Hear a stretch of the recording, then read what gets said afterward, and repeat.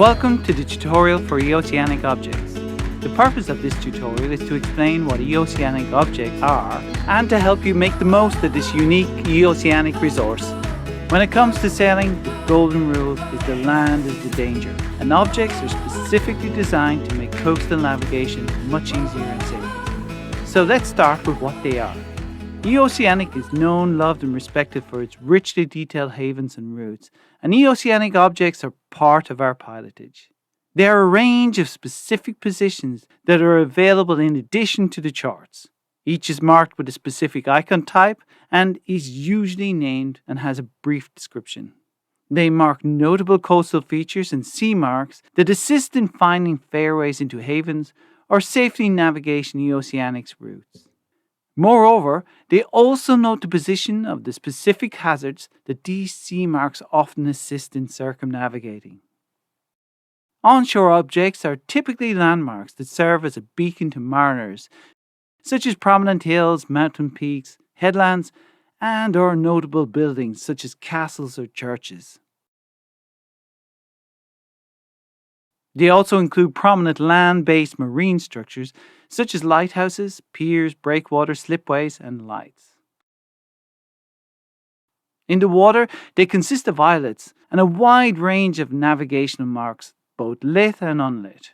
Principally, these include many of the key lateral marks and beacons that guide navigation, but also expect other man-made objects such as wind turbines, wrecks, and aquaculture. Most importantly, they also mark the troublesome offline natural features that require pilotage, such as rocks, reefs, shoals and shallows that border or present a hazard to navigation.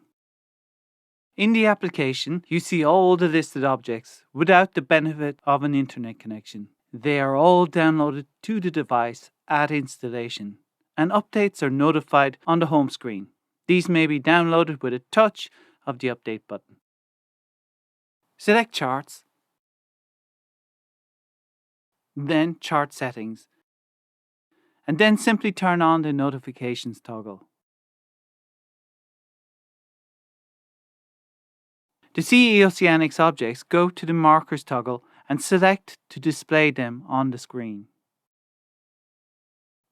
This simply makes the listed objects visible on the chart and is not a requirement for notifications, as once enabled, it is fully operational of itself. eOceanic's objects sitting on top of the chart may appear confusing when first seen. Their icons, by necessity, are similar to the charted marks beneath and appear to give a doubling effect until you are familiar. eOceanic's marks may also vary slightly from the charted positions. Where possible, we use the observed positions, which may be slightly different from the charted position. With that, you're all set to avail of objects in the application. For here, unlike the data points on Google Maps, eOceanic's objects come alive. On the application, at sea, they are no longer passive items of data, but hard and soft contact items that are all actively monitored for your safety. They also can be touched to enable additional navigation assistance.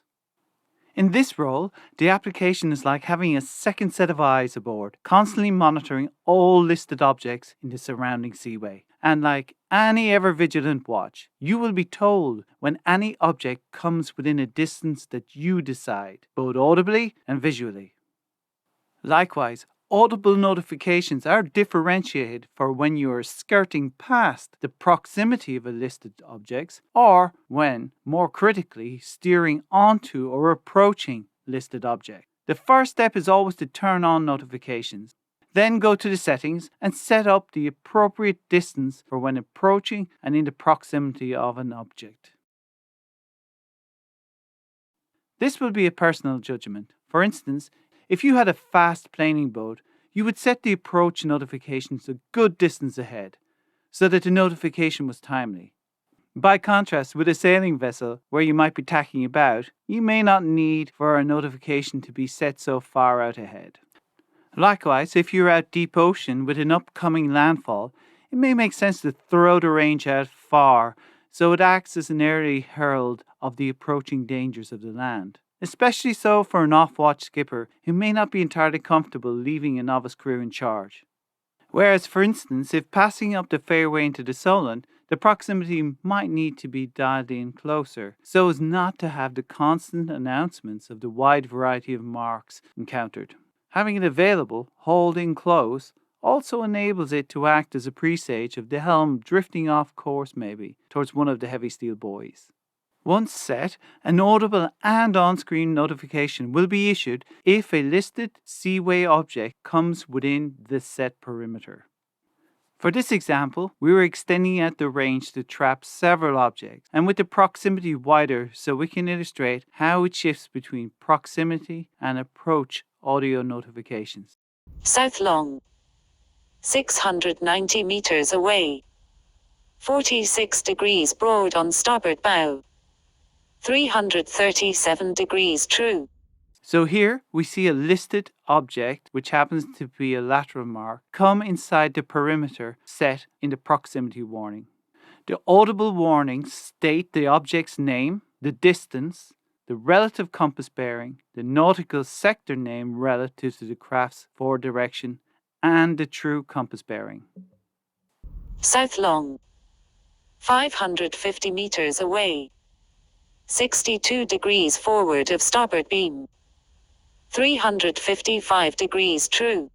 This information is displayed in real time at the bottom of the screen, and the targeted objects are circled. Individual object notifications can be cancelled by touching the X on their screen panel. If notifications are not cancelled, the screen notification panel will continue to update in real time. Let's skip ahead here a little to illustrate the application monitoring multiple objects. An object's audible notifications will continue alongside the screen notifications whilst the distance to the object continues to reduce at intervals of 1/5 of the prescribed or set distance. Once the object starts to distance, as opposed to close, the audible notifications cease. Once the object is outside the set distance of the proximity notification, the screen warning clears for each object event.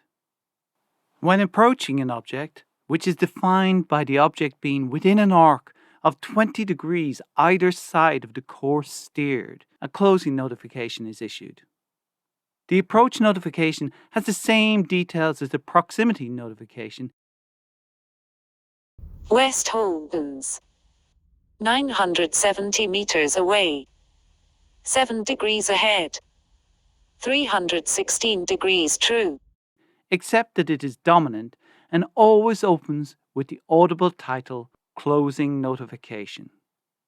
In this example here, we've set the proximity notification further out than that of the approach to illustrate it switching over from proximity to approach. Closing on West Holdens. 770 meters away. 7 degrees on the starboard bow. 318 degrees true when it is in range, and then back to proximity when it moves outside of the 20 degrees either side of the track required to elicit an approach notification. Closing on West Holdens. 610 meters away. 17 degrees on the starboard bow. 321 degrees true. Once again, the screen notifications will continue to update in real time, and the audible notifications will lead with closing notification, whilst the distance to the object continues to reduce at intervals of 1/5 of the prescribed setting. Closing on West Holdens. 480 meters away. 18 degrees on the starboard bow. 325 degrees true.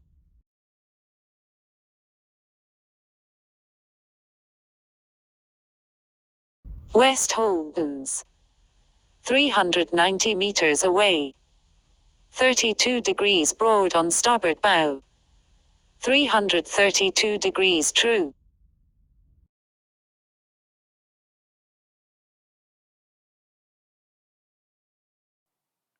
In the case of approach notifications, one final warning is issued when within 20 meters of the object's listed position. This is attention, followed by the object name.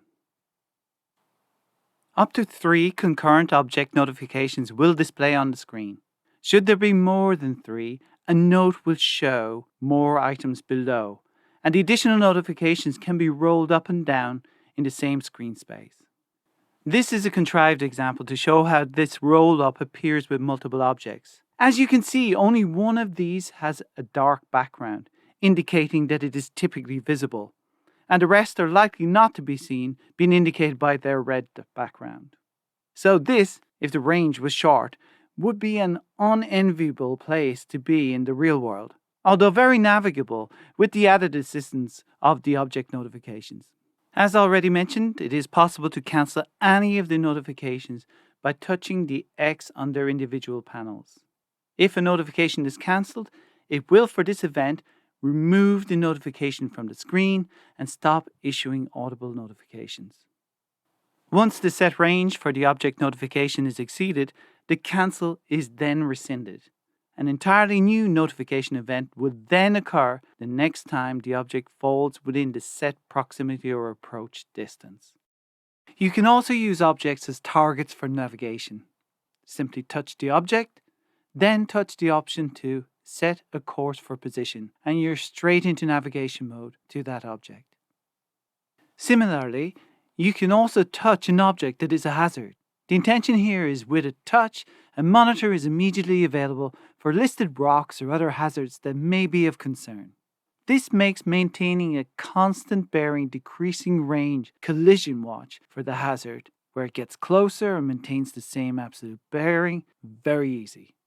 When the chosen object is likely a hidden hazard, we differentiate the monitor by changing the color of the navigation panels to red. At eOceanic, we aim to continuously add to the application, so don't be surprised to see other options appear from time to time. Here, I would like to introduce a new feature to the object toolbox called Visual Compass. This is an added option that is available when any object of interest is touched. The intention is to enable you to quickly assess the general direction, distance, and true bearing of any selected object. Simply touch the object, then touch Visual Compass, and lay the device flat so that its magnetic compass is best able to function. This is as displayed, available on both Android and Apple iOS devices. However, earlier in this tutorial, you may have noticed we indicated a heads-up like display pointing towards various objects. That option of viewing objects is also available when the device is held vertically, but only on iOS devices. We have chosen to restrict this capability to iOS, as the inbuilt magnetic compasses in these products better support positioning when held vertically than those we have tested so far on Android. Essential considerations for when using eOceanic objects. eOceanic objects should be considered as an additional guidance and is no substitute for diligent navigation. If you're concerned about something in particular, you must check that it is marked with an eOceanic object. If it is not marked, there will be no notification.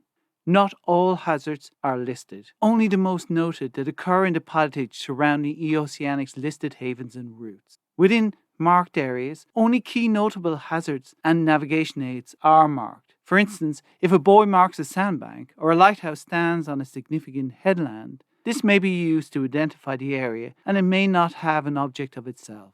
If there are any unmarked hazards that you would find helpful to have listed, we are only too delighted to do this for you. Simply send an email to objects@eoceanic.com, the position, and some quick details, and we will add the object. It will be available in the application the following day through the update process. So that's a brief flight over eOceanic objects, part of an application that represents a new dawn for mariners. eOceanic is known, loved and respected for its richly detailed pilotage and imagery that is the best available. And now with eOceanic objects in the application, this pilotage is brought to life to support you where you need it at sea. Like an extra set of eyes, you have a helper with eOceanic so that critical navigation items are not overlooked. Passages are safer, and you can embrace the new landfalls we detail with confidence.